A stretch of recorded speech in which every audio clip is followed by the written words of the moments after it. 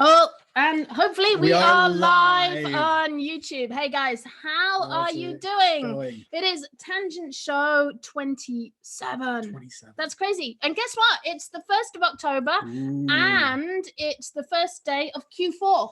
Wow. Whoa, are you all millionaires? Did you all make $1 million today? Because that's Q4. Q4 for you. Q4, guaranteed $1 million. No, it's not. But it is a good time because everyone's getting ready for Christmas. Oh, by the way, sorry we're late, guys. We're about 10 minutes late, but you know.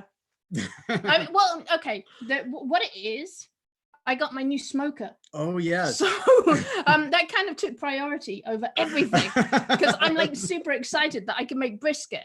And all of this happened because we went to Wood Ranch. And so normally we go to like Wood Ranch. What's it called? Wood Ranch? Yeah, Wood Ranch Grill. And one of our favorite restaurants to eat. I love Wood Ranch. And they have brisket. And I love the... I'd never heard of brisket. And then I moved here and I just discovered the joys of barbecuing. And I loved their brisket, but it wasn't that great last time I went. So I was like, fine, I'm going to make my own brisket. And next thing I ordered one of those crazy like Smoky Mountain smoker things. And I just set it up and I'm really excited because I just put a brisket and a chicken in it. But the only downside is, so it's 4 o'clock now. They said it takes about 6 hours to make a brisket. So we're midnight feast. We'll be eating steak at 9 o'clock tonight. No, it's going to be later than that. Later? Oh my gosh. It'll be good. It'll be awesome. Okay. You made me an excellent chicken sandwich though. That was really good. I really appreciate my chicken sandwich. Oh, but there was actually something kind of neat about that. So this is what's really funny about the smoker. And I mentioned this in our KDP group, but I wanted to share this with you guys if you're not in the group. Check it out. This is the instruction manual. Well, that's the Spanish bit, but the bit before that's in English. That was great. Is that your Spanish? I've been working. I love when Isaac speaks Spanish. It always goes well. Okay, so ¿Por qué? Wow. So this is the instruction manual for the smoker, right? Yeah. And check it out. It's got like a low content thingamajig in the back. It's got a smoker's journal. That's like the technical term for it, by the way. Right, smoker's journal. No, thingamajig, right? Thingamajig, right? But I thought this was great. That's like a KDP book right there of like food, temperature, cooking time, what kind of wood you use. We could. Isaac, I know you could design one better than this. Like, I'm sorry, Weber. I know that your Smoky Mountain cooker is great, but seriously, yeah. You know, it's functional and it serves its purpose. That's all that really matters. Okay. You know what's funny though? So this was kind of interesting in the group. I shared this and said there's a smoker's journal in the back of this. And what was so funny was everyone kind of went in different directions with a smoker's journal. Oh yeah. So some people were like, oh, is that like for cigar smoking or cannabis smoking or pipe smoking? Like that's actually 3 niches right there. And other people were like, oh, maybe it's like a quit smoking journal. Okay. So it's kind of funny. It's like you can take a niche or a keyword, in fact, like smoker, and find a whole bunch of different niches from that. I mean, that's like 5. You got barbecue smoking, cigar smoking, pipe smoking, cannabis smoking, and quitting smoking. All just from the word smoking. All from the word smoker. So like this is, oh, it's funny. I got kind of touchy in the group. I was a little bit grumpy in the group because, well, someone said, okay, they said, if you look at a niche and you see there's X amount of books, like there's 200 books and those books got this many reviews, and should I make a book in that niche? According to my calculations. Well, this is one of those things. I feel like KDP is one of those things where the only thing that matters is, do you have a book that solves a problem for a particular audience? Because my problem with like looking up a keyword like smoker, that kind of shows exactly where the problem is. If you look up smoker or smoker journal on KDP, you're going to find like journals from all of those niches, or maybe not, because maybe no one's done them yet. And then it's like, so does it really matter if people get reviews on them or don't get reviews on them? Like when you're looking at books, you're looking at like textbooks, coloring books, puzzle books, diaries, like all kinds of books. And the thing is, hopefully your book will be different from everyone else's book. Yes. So it's like, I'm not really sure. Like, I know there's teachers out there who are saying, well, look at how many books there are and then look at how many reviews those get. But like, if Dave gets like 5 reviews on his coloring book, I'm not sure how that affects like my guided journal.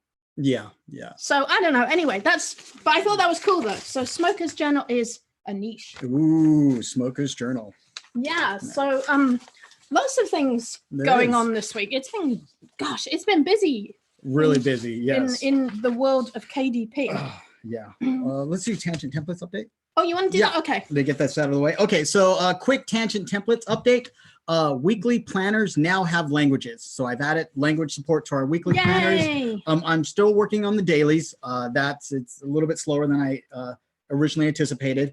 And then also our tangent builder. So for those of you that have used our new uploader tool, which is pretty awesome, you guys have been using this thing like crazy.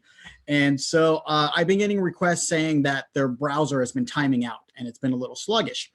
Part of that is because we are rendering your PDFs in the browser. And if you have a large PDF or you have a lot of pages, say like over 365 pages, it might time out. So what I added a new feature.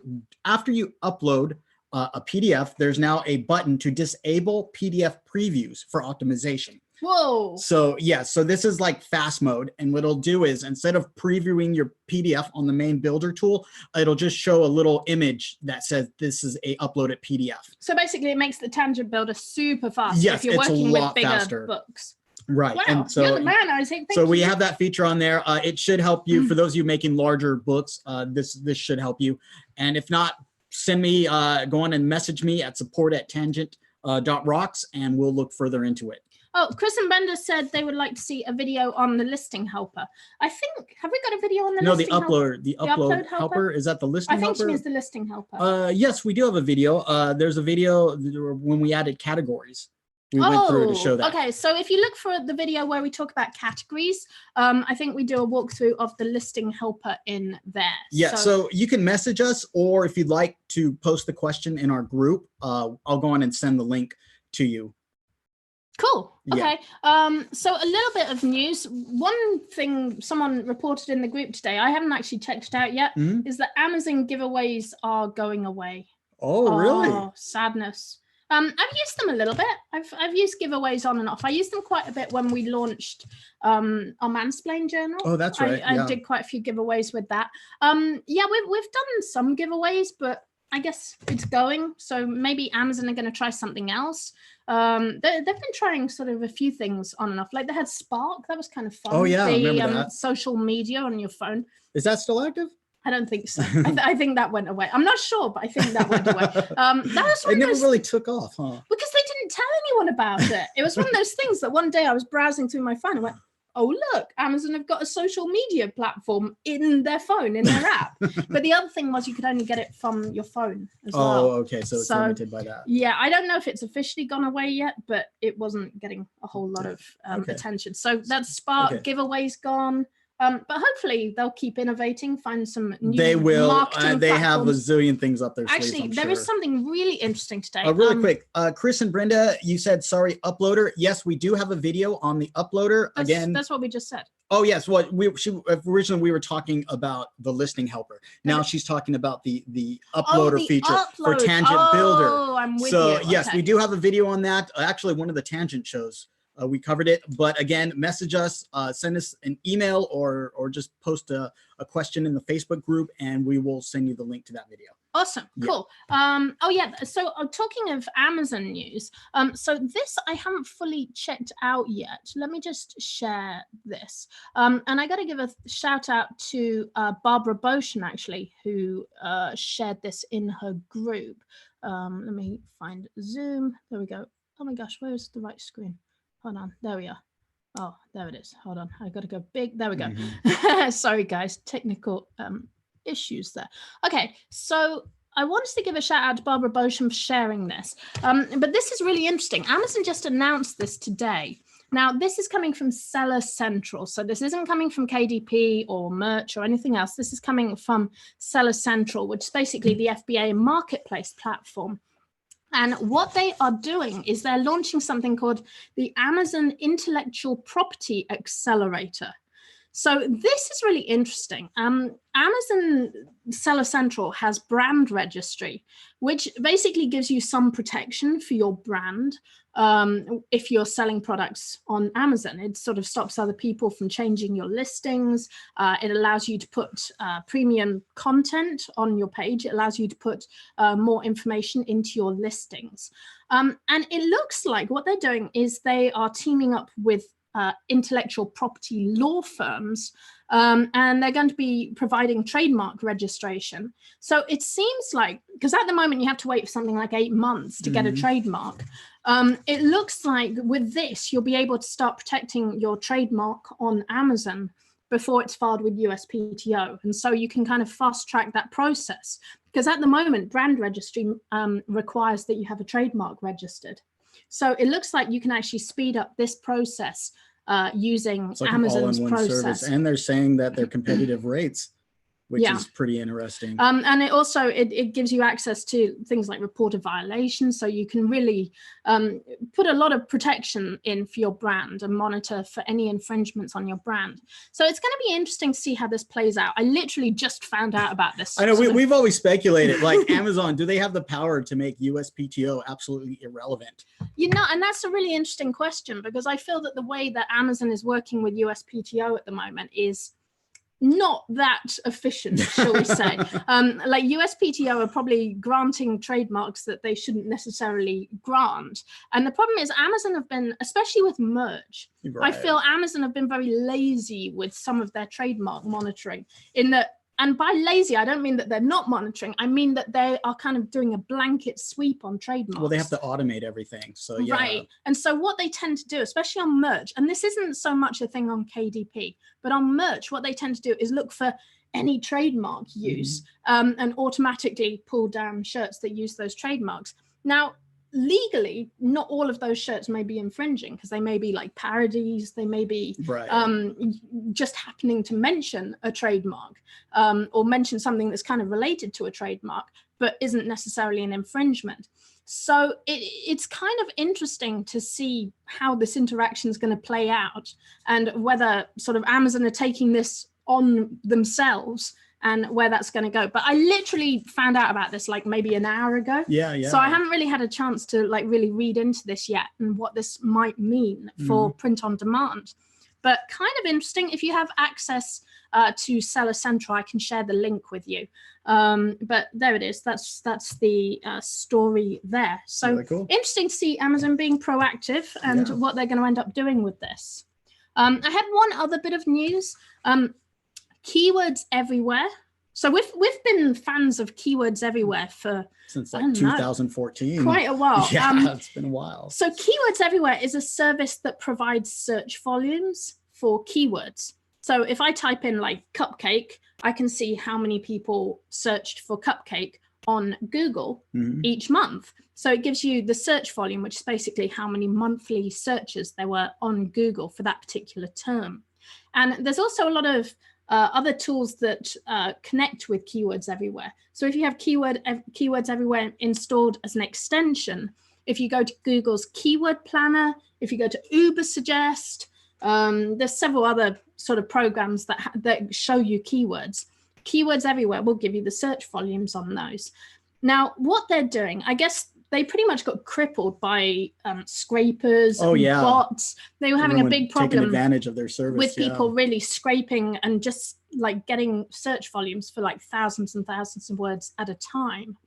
So it looks like what they're doing is going to a paid service, but it seems really, really reasonable to me. Because if you actually look at the pricing, they're doing $10 and you get 100,000 credits with that, which means actually 100,000 keywords. Oh, that's that's worth it. I feel like for the average user, for normal users, it's going to take you a long time to burn through that $10 and look at 100,000 keywords. So I think this is going to be really interesting. I think it's a really good deal. I'm a big fan of Keywords Everywhere. I have no affiliation with them. They've never paid me. I just think that they're a really solid tool. So something to look at there. So there we go. Arbo said, I put the keywords everywhere extension on my browser for free. Yeah, they will be moving to a paid subscription, but you can check it out. It's go to keywordseverywhere.com/credits HTML, and you can read up a little bit more there. And to just hash it out again, you know, there is Uber Suggest. Oh yeah, Uber Suggest is awesome. Awesome, free service. You get keywords and search volume with those keywords. Yeah, I mean, there are tools that claim to give you Amazon. Like I always say this because I know there's tools that kind of imply that they give you Amazon search volume.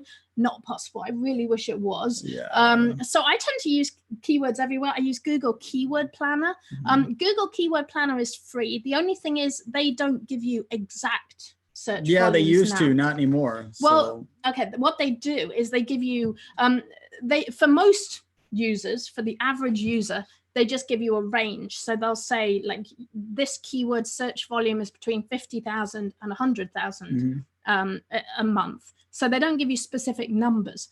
But I believe if you have a big account with them and you do a lot of spending with Google advertising, then they'll give you the exact numbers, which is, I suspect, how keywords everywhere are getting the search volumes, because they are pretty I know accurate. A lot of these companies are saying, you know, you can't get this information from Google anymore. So they have this like crazy algorithm, or they're using all these free extensions to monitor people's searches and give you their own estimate of Google estimated search volume. No, you've got to get it from Google. I mean, it's like the Amazon search volumes. Yeah. It's like Amazon have never, ever given that information out. So there's like, just guessing. There's no way to actually figure. So like, if you want to know how many people looked up donut on Amazon in the last month, there literally isn't a way to do that.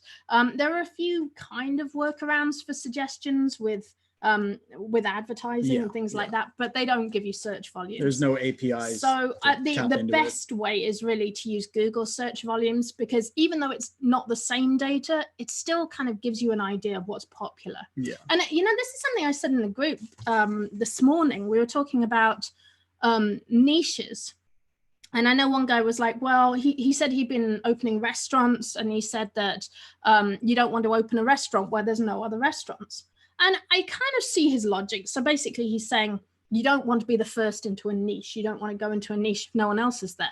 But like, to me, that doesn't work, because almost all my bestsellers are in niches where there weren't really anyone selling there. What happens physically doesn't always translate. It's not a one-to-one translation to what happens digitally. I mean, essentially what he's saying is you need a marketplace. Don't open a restaurant in a vacant area. Open at a restaurant where people are searching. That makes sense. You're getting lots of traffic. Well, here's the thing with Amazon. You're already getting hundreds and hundreds of thousands of traffic. So as far as the consumer, you're just another listing among a million other listings. I think the big thing is, I mean, first of all, it costs nothing to try something out on KDP. Right. Like to actually create a book and just try. If you have an idea, and I do this all the time, if I hear some funny phrase from the kids, or I come across some weird niche, I'll just make a book for it, because it takes like what? You mean you're not locked into a yearly lease with the contract for a physical property? No. Well, yeah, I mean, like opening a restaurant's expensive, right? Exactly. You can't experiment with a restaurant, but you can experiment with books. Yeah. So I strongly recommend just trying it. If you have an idea, put a book out there. I mean, you can literally make a notebook in 10 minutes. I mean, you can make a low content book with maybe an hour or so. So I strongly recommend just making a book. The other thing I wanted to say is that you don't need to validate a niche on Amazon. So like, you can validate a niche, and by validate I mean just see if there's interest in a niche by looking at how many Facebook groups there are for a particular topic. Yeah. You can look at conferences and conventions. I mean, like, that's a great one. If there's like 100,000 people going to like a plumbing convention, then you might want to look into like doing a plumbing book. The same with like Instagram, Pinterest. The great thing is we have all these social media outlets that tell us what people are into. Yes. And the chances are, if they're into something, and you can prove like by looking at social media that they're into something, then they're going to be buying on Amazon, because everyone buys on Amazon. So just find cool niches, try things out. Several people kind of jumped on that thread and said, you know, bestsellers tend to be in there's niches. Other cases where you upload a book and it doesn't get any traction, and then something happens in the news, and for whatever reason that niche becomes a zeitgeist of the week, and so it happens. It's happened to us a couple times. So yeah. Oh, I wanted to, hold on, let me look at my screen. Oh no, I can't find it. Oh, actually Mary just showed up. Mary Louise. I wanted to say congratulations to you, Mary. She posted in our group. Do you know she launched a book and sold 340 copies on the first day? That's awesome. That's a congratulations, great launch, Mary. I just want to say hello and congratulations to you for that, and thank you for sharing that as well. We do appreciate that. Chris and Brenda, I just found a niche with 180 books and 95% of them have a best-selling rate under 100,000, a bestseller rank. Mm-hmm. I can't speak today. It's been one of those days. We've had meetings this morning, which, oh my gosh, guys, I don't know. Yeah, it's so awesome. Okay, so we talk keywords everywhere. Oh my gosh, there's so much going on today. Oh, this is really cool. I want to share this. This is, where is my Zoom? There it is. Mm-hmm. Okay. And this is something we were talking about this week. So Brooklyn Art Library have something going on that's called the Sketchbook Project. Oh, quick hello to Marilyn. Oh, hello from Alaska. Alaska. Wow, that's a long way. I really want to do the don't worry, I'll ask it myself joke. But I couldn't shoehorn it in very well. So there you go. I tried. It's like, my wife's going to the West Indies. Jamaica? No, she went of her own accord. Hey, Alaska? No, I'll ask her myself. Hey. She'd go on forever. Oh, we got the routine going. Yeah. Okay. Never mind. Okay, so Brooklyn Art Library. People say we're funny sometimes. Sometimes they're like, just shut up and get to the point and give us information. So or just let me speak. Oh, well, let Isaac speak. Yeah, but you know what happens though? I go, oh, Isaac, what do you think of that? And you go, yeah, stuff. I don't know. What do you think of that, Isaac? Stuff, I don't know. Luxury card store. I use the Chrome extension pin on top. See how many times something on Pinterest has been repinned. Okay. That's cool. That's pretty cool. Good yeah, I mean, Pinterest analytics, that's another way to sort of measure interest in something. If people are looking at it on Pinterest, chances are they're looking for it on Amazon. Like, I just feel everyone looks for everything on Amazon. Oh, yeah. Oh, I wanted to share Leanne Mackey's cool thing. Oh, there it is. Okay, this is really cool. Can you finish what you had to say about the sketch thing? Oh, wait, I'll go back. Oh, yeah. Oh, my gosh. I tell you. I know you went on a little tangent. Just want to bring it back. Okay, let me just shout that out quick because Sure. that's pretty cool. Okay. Leanne Mackey shared this in our group. It's called the local Look for a Book. And I thought this was really cool. They hide books and then they post about it on her local Facebook group. And then all the kids go out and find the book. That's awesome. Isn't that cool? Really and apparently cool. This is becoming a big thing in the UK. A couple of other people jumped on and said they've been doing this as well. So authors, book creators, think about this. What about doing like a physical event, like go and hide books in your park or on the beach and get, that'd be a really fun Halloween event where you get a bunch of spooky books, like kids books. It could be adults too. And then you put them out in like in a park or a forest, and you got to go and find the spooky book. Oh my gosh, it'd be like that Harry Potter geocaching with the spider web. That was so cool. Yeah. Oh yeah, we went and geocached once. Yeah, we used to geocache. For those of you that don't know, the geocache is like a platform service application, and people just they hide random things in like a little container, and then anyone can go to a location and they have to find it. And it's pretty fun. There's a little message, a little note. You put your name in there. It's really cool. You know, I feel like geocaching kind of set us on this adventure because we used to geocache before we sort of got into the Amazon business. Before she became a treasure hunter. And I think we were geocaching, and then I got into like treasure hunting. Yeah. And then I found out I could make money from treasure hunting. So the geocaching kind of went out the window. So. That was one of it. Yeah. So anyway, there was a place in San Diego where you do a multi-cache, where you go to multiple locations at night by the, was it university, right? It was UCSD? Vandy University. And it's so cool because the place is covered with spiders. And so it's a Harry Potter theme. And so the idea was you have to avoid the giant spiders. It was a really fun thing. That was pretty cool. Lisa's saying, okay, Lisa, could you send us an email at support@tangent.rocks and we can help you with that. She says she's having some problems saving her planner. Oh, yeah, sure. Yeah, we can help you out with that. Sledge Painter says the cover of her book looks fuzzy in preview, but inside looks crisp. If you'd like to, you can send us your cover file and we can check it looks okay. Can she use the PDF checker? Yes, you can. For something like that, go on and email me. There's a lot of reasons why it can look fuzzy, and it could just be the preview. With the preview system, it just takes a snapshot of your PDF. How it doesn't always render the PDF with high quality, so the image might come out blurry, even though the PDF and itself then when it clean. actually prints, it happens. Fine. But like I said, I don't. You can send me a copy. I'll take a look to triple. And check. It kind of depends on what you use to create the cover, yes. and so. But feel free to send it over. Support a I know what some people will do. They'll take an image and they'll scale it up so it reaches the pixel size to reach 300 DPI, and they're like, "Look, I have a 300 DPI image in my interior file," but they actually scaled it up to make it 300 DPI, so it's going to look blurry. So anyway, send us an email and we'll look into that. Okay. Oh yeah, so we were talking about the Sketchbook project. Yeah. Okay, so let me start on this again because we went on a tangent, which is why it's the Tangent Show. See, it's great. You give the show a name like the Tangent Show, and then we have an excuse for not staying on track. Yeah. Okay, so Brooklyn Art Library have this project at the moment, and this is what happens.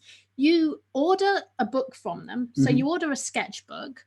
They send you the sketchbook. You draw in it, fill it out, and then send it back to them. And then they put it into their library on display.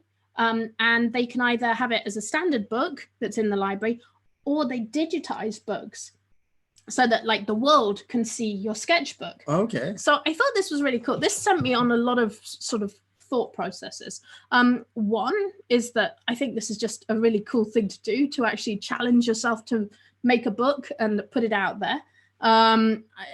I also, one thing I noticed when we were researching Gumroad, back when we were doing Curate, and we created the Gumroad class for Curate, I noticed that a lot of people sell sketchbooks on Gumroad, which I thought was really interesting. So it's kind of a way for artists to sort of get support, to get paid by actually selling their sketchbooks. That's pretty cool. So I'm kind of curious whether anyone's creating their own sketchbooks, like filled sketchbooks, to sell on KDP, because I do think, especially if they're niched to particular genres, there's a market for buying art directly from artists. So kind of cool. I think I'm going to get all your archive images from Draw Something and make a sketchbook out of it. Remember the days we used to play Draw Something? Oh, that was fun days. Yeah. That was a fun game. I like my Draw God. Everyone on Facebook were posting their own images. It was really cool. So, and there's something else that's really, really cool about the Sketchbook project. So they actually have a list of all the themes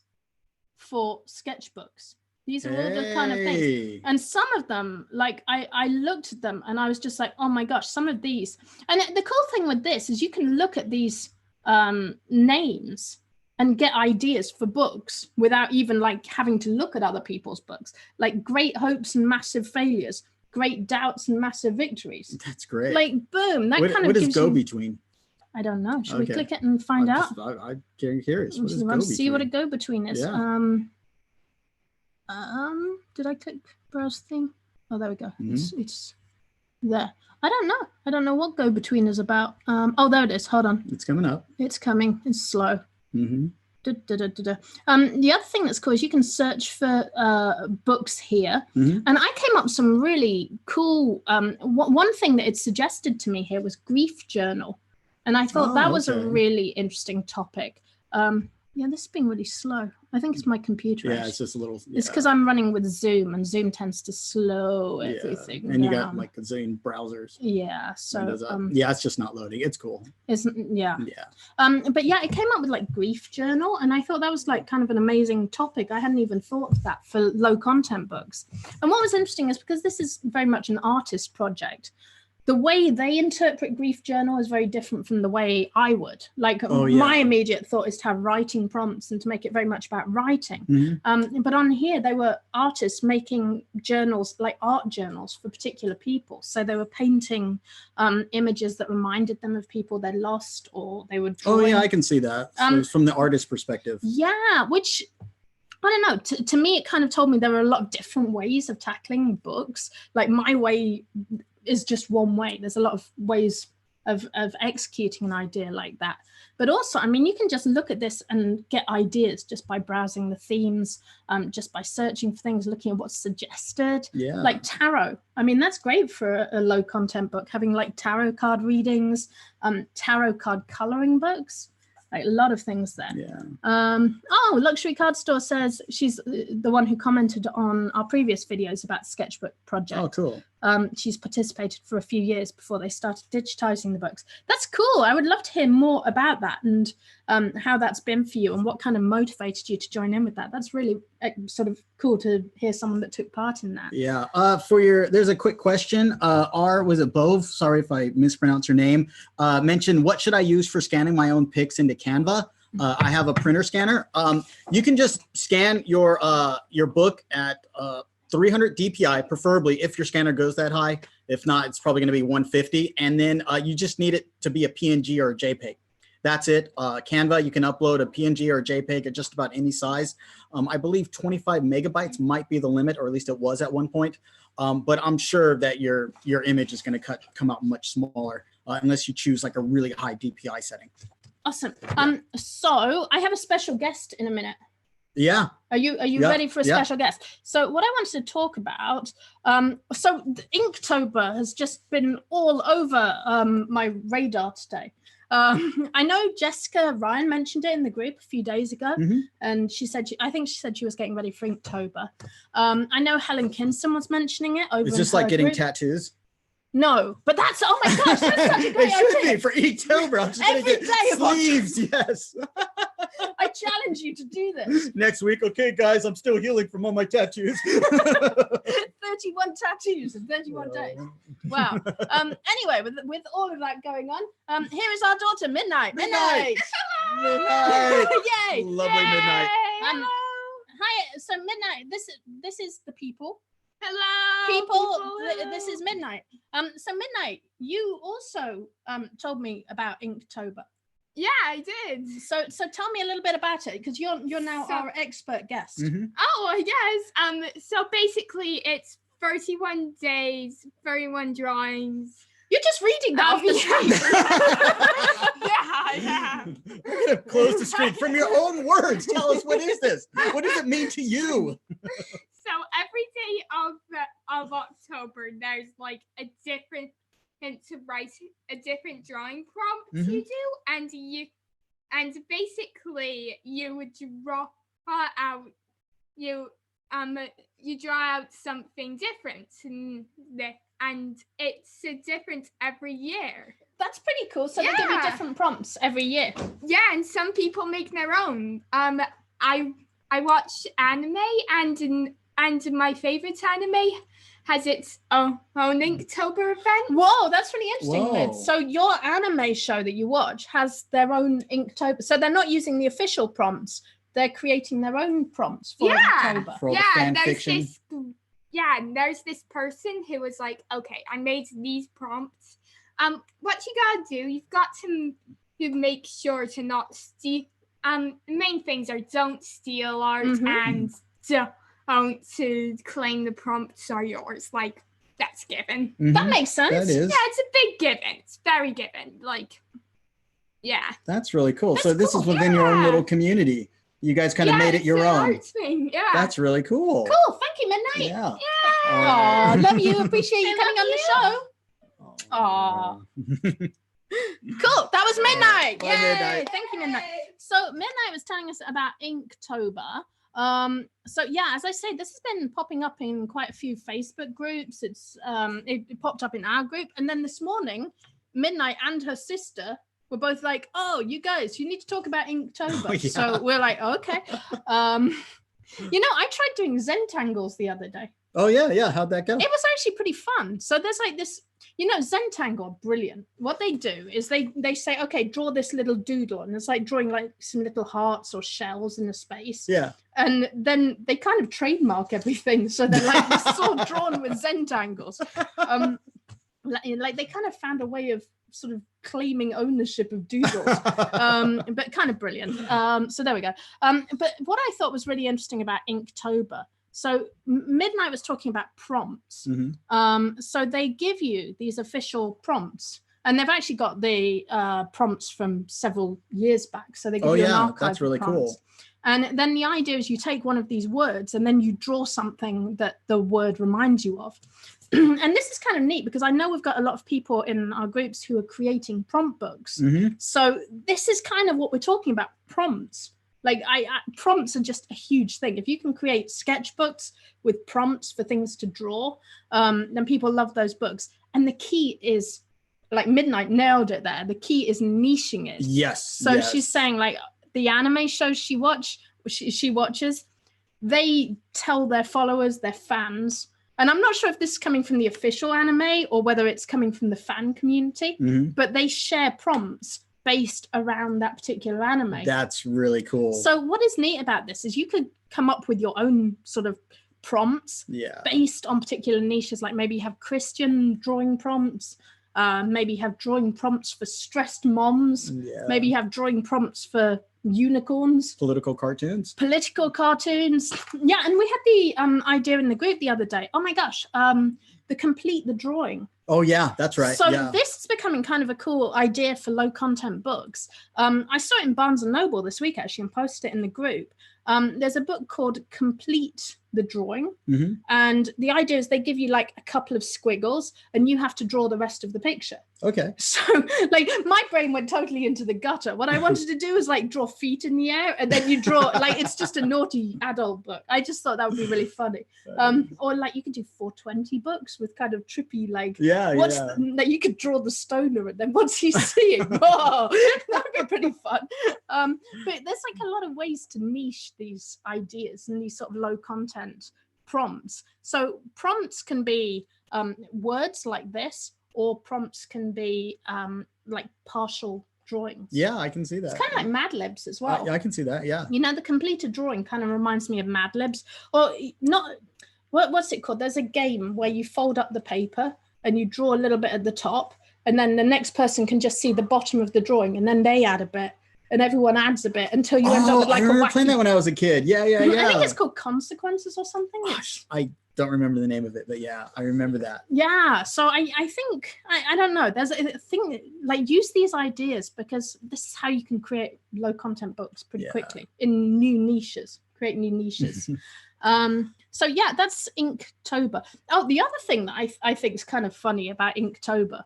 So when you go to their main page, guess what they tell you to do? They have how to do Inktober, and then they tell you to do how to ink. And if you click how to ink, it's a $25 course. So this is kind of brilliant. And the truth comes out. Right? So I thought this was kind of brilliant. Like this is such a great example of like hashtag marketing. Oh yeah. So what you do is you get like zillions of people to draw pictures. They all use the hashtag Inktober so they can like talk with their community and share with their community. But every single time someone uses hashtag Inktober, it's basically an ad for this website, which funnels you into his course. No, my question is, did he, this guy, Jake Parker, did he invent Inktober? He's the owner of Inktober. Or did he just take a popular hashtag, bought the domain name, and then stuck a book on there with his course? But I don't think he did that, and I think you might be slandering the guy by saying. I don't know. I'm legit asking. I don't it's think probably trademarked with his name now. I'm pretty sure it's his trademark. I think he invented it. If you read, you can read the story of it. So, I thought that was kind of a cool idea, the Inktober. And I think sometimes it's really good to just sit and draw. Like I'm horrible at anything that involves actually like crafting something physical. Yeah. I'm like, oh, I can't be bothered. But I started like doodling I got like a Zentangle book and I was doodling in that. And I was like, oh, this is kind of calming. It's kind of meditative to do that. So, and I think it's good for people like me who tend to live on a computer to occasionally sit down and draw or like physically write or do something like that. Do that.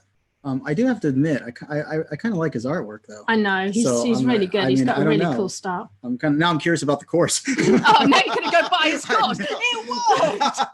You're like sign up for the course. Awesome. Do you want to talk about? Have you got Nerd Corner? Oh yeah, we can talk about Nerd Corner. Okay, so Nerd Corner. So I'm just gonna talk about two things this week. This week was or actually it was last week was Oculus Connect. There's Oculus Connect 6. So Facebook, they own Oculus, which is like in the VR company that we keep talking about, and they had their annual event, and some really cool things they announced. So the Oculus Quest, which I'm super excited about, they're going to be adding hand tracking to it, so you can move your fingers. And what's so cool, it's a free upgrade. So apparently they have cameras on there, and the cameras will now, they can recognize your hands, and you can have hand presence in VR. Whoa. So this means I'm going to come into the kitchen. You're going to be all like, whoa. Be pointing things. Yeah, so it's pretty cool. And then they're allowing it so you can connect it to your PC to play PC games, which is kind of a big thing for people that are into that. So yeah, that's pretty cool. And then Facebook, they're making a multiplayer VR game, like a huge sandbox. So this is, it's called Facebook Horizon.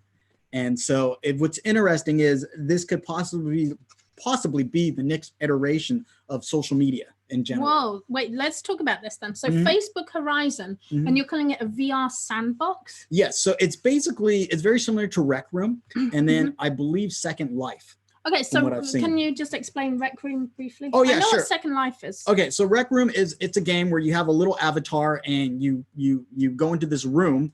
It's a rec room, and they have all kinds of games and stuff in there, right? They got a basketball court, and there's different rooms you can go in and you interact with other people. You can play games, you can chat with them, and they have all kinds of neat things. So like one day we saw Sid was playing Rec Room, and he was giving a stand-up comedy. Oh, I remember that. Yeah. So they had so he was in VR, and we were watching him on the television, so we could see what he was seeing. And he was up on stage emceeing a talent show. Yes. He's like, okay, guys, this is next. This person's next. We were like, what?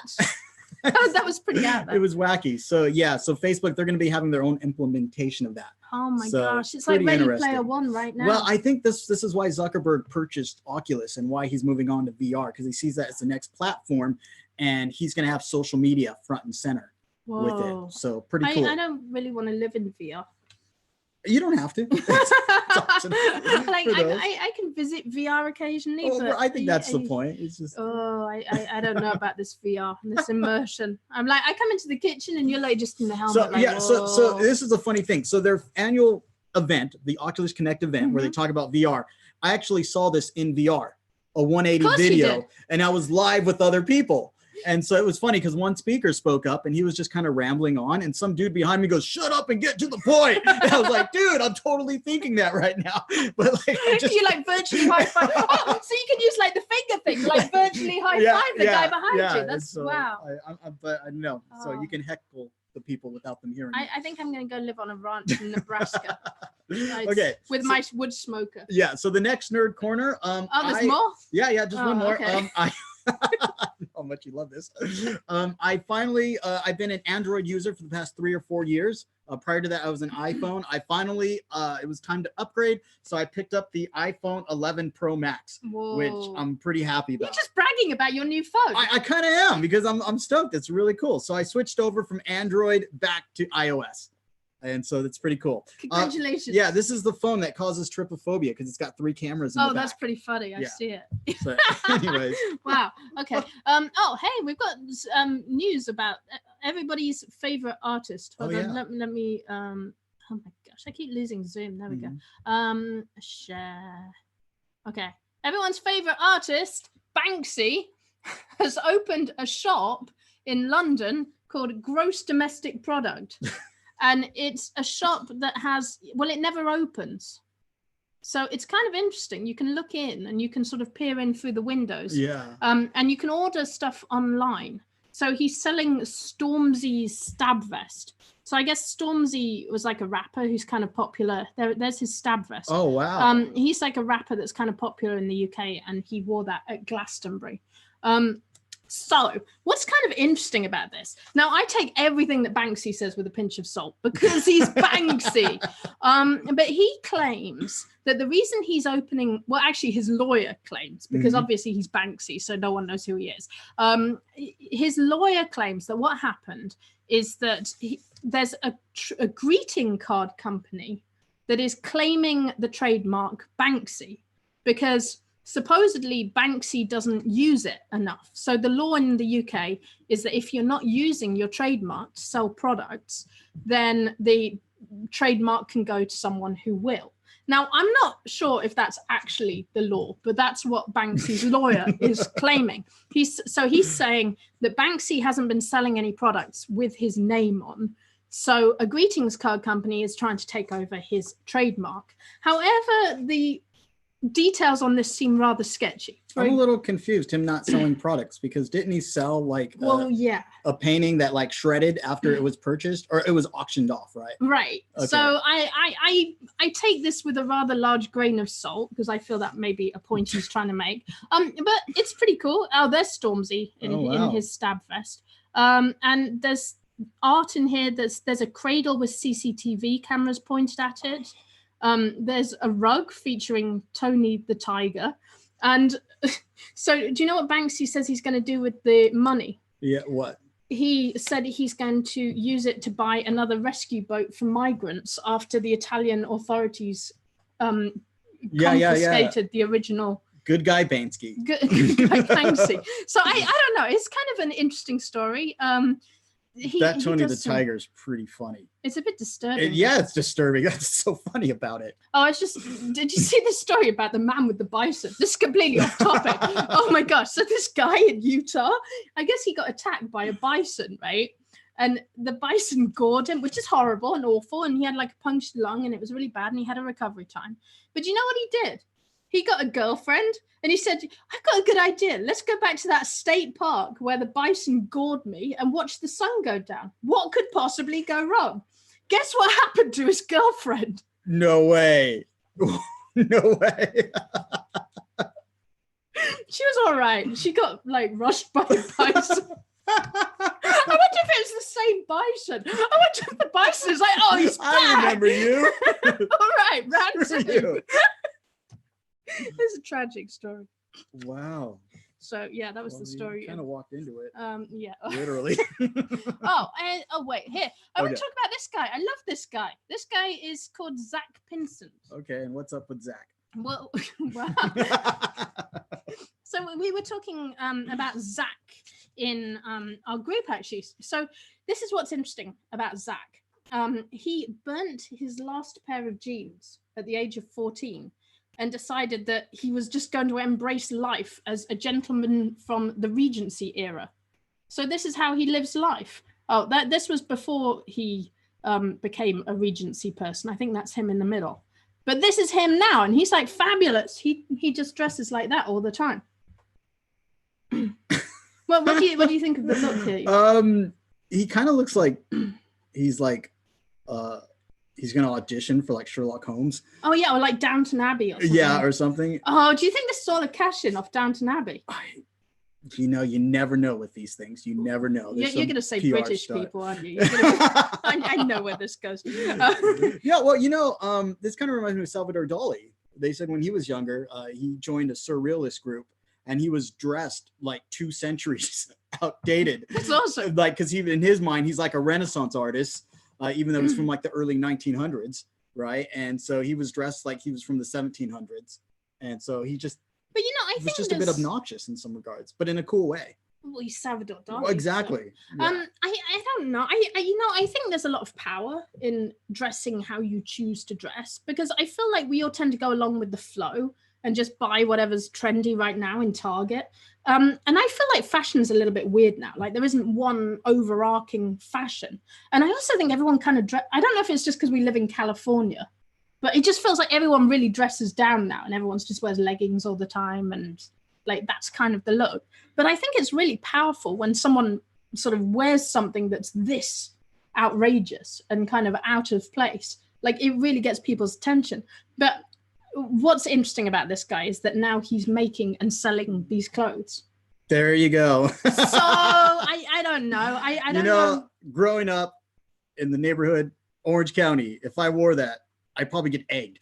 Egged in Orange County. But I think you could wear it in San Diego and no one would care. Like I've seen. In 2019, no one cares. Like Yeah, definitely. There are certain now. places in San Diego you can wear absolutely. anything. Like Yeah. Hillcrest, you can walk around Hillcrest wearing whatever you like. Or everyone's like one's gonna- zombified over here. They just don't care about anything. Yeah, It's really laid back. I like it, honestly. I it's mean, great, I come from a very sort of homogenous society. Would you have got egged if you wore that in Guernsey? I wouldn't, but no, honestly, I used to wear pretty wacky stuff. Not as wacky as that, but I used to wear pretty wacky stuff, and people just, oh, it's Catherine. Okay. Okay. Then. But you know what I think is cool about this, though, is that I think it shows that like passion is contagious. And I think if you get really excited about something, like I always felt like with treasure hunting, like the reason why we ended up sort of doing YouTube and stuff was because I was really excited about it. It was like, oh my gosh, I love doing this. I love finding stuff. And I think if you're excited about something, like genuinely excited and passionate about something, and you put it out there and you live it, then people will flock to you. You will find your tribe. My favorite YouTuber right now, and I keep saying it. I know who it is Davey504. Okay, and he plays bass, not just bass. He plays slap bass. I think you and Davey just need to get a room already. No, his videos are awesome. He's done such a good job, and his enthusiasm for playing bass is like I play guitar, and now because of Davey, I'm kind of tempted to go pick up the bass and start learning how to slap, just because it's contagious. It really is. That's wow. Yeah, Davey's pretty funny. He's got millions of subscribers. 4 million now. Yeah, he just 4 reached 4 million million subscribers, yeah. and he's a guy that just plays bass really well. That's his thing. But his videos aren't just.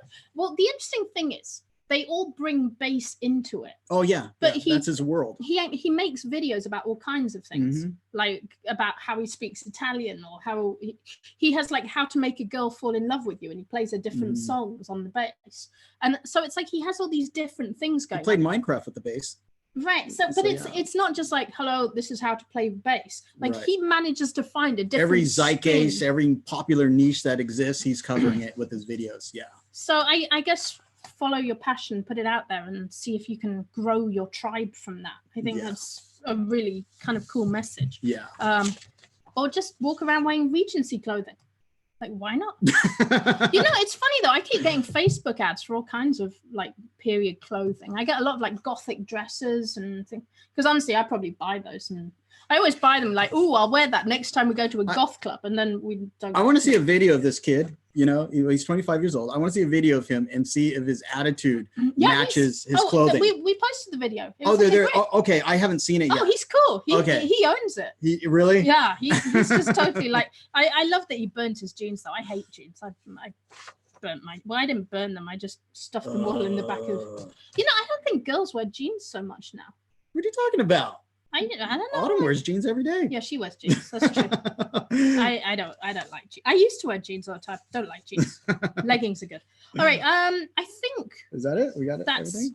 Oh, I actually there was one cool thing. I don't really have anything cool to say on this, but it kind of links to the guy who wears the Regency clothing. Yeah. The Met Museum just finished an exhibition on camp fashion, and I thought this was really fun. Let me find the images. So they talk about like what camp is, and they have all these quotes about camp fashion.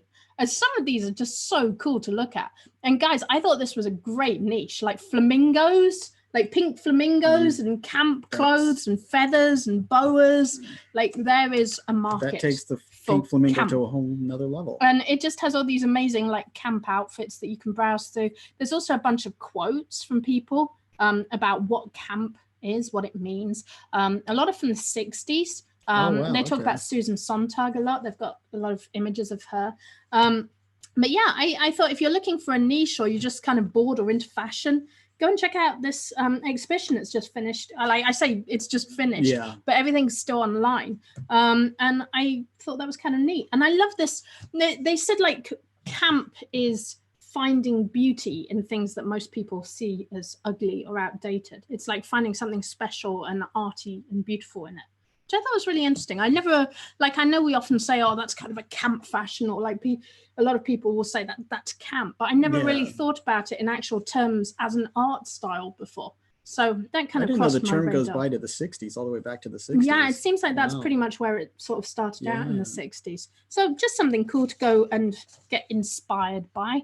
Oh my gosh, I had a few other things, but I think there was one other thing that I should talk about quickly, which is Instagram. If I find the right page.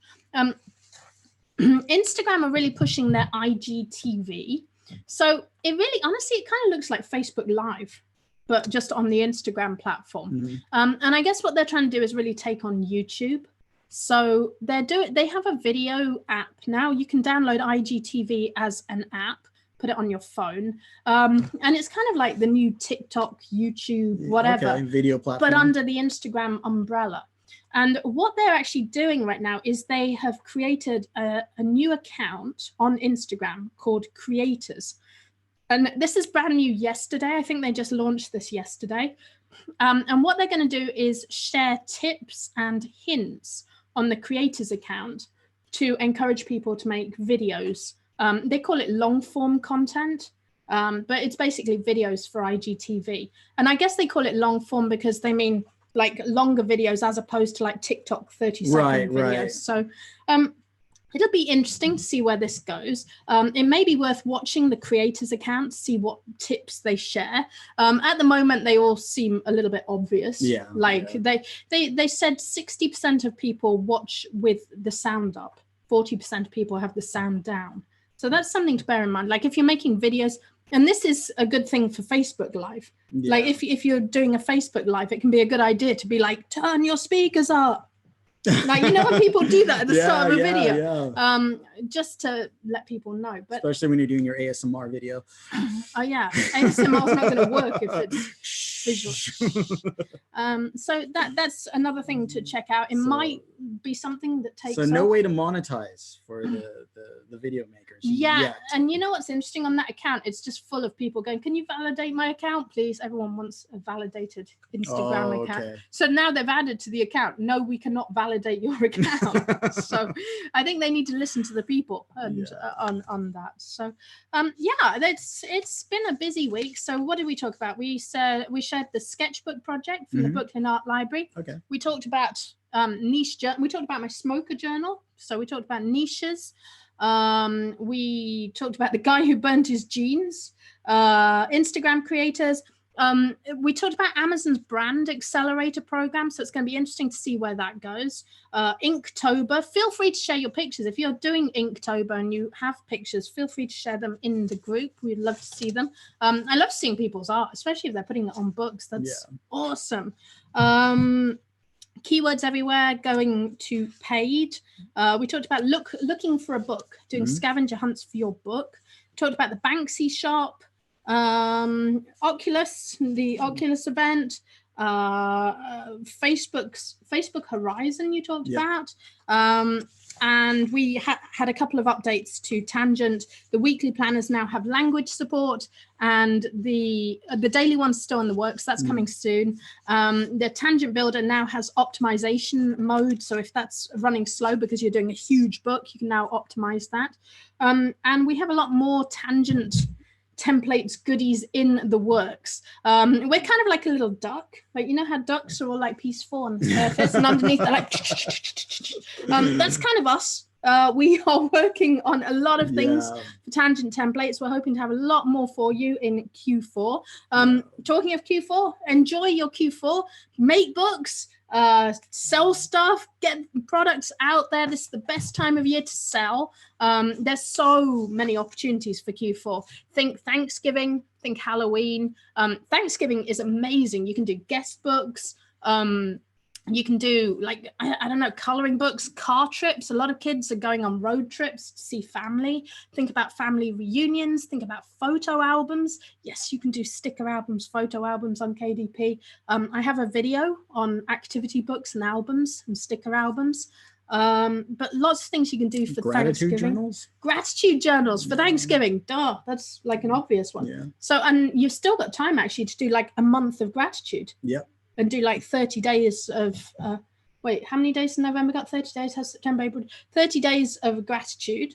So that would be kind of a cool prompt book to do. And then you've got Christmas. And basically Christmas comes with planners, new calendars, anything to do with like habits. So things like quitting smoking, starting a diet, working out. All of those kind of things will sell in December.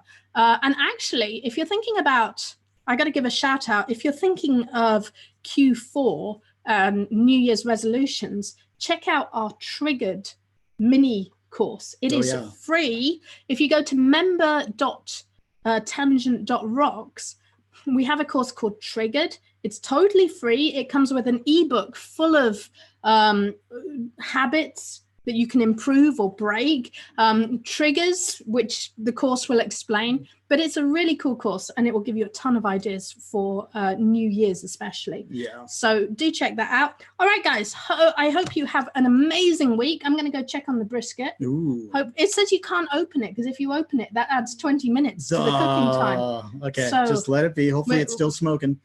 I hope so. We'll go see. All right, guys. Have an amazing week. We love you. Thank you for tuning into the Tangent Show.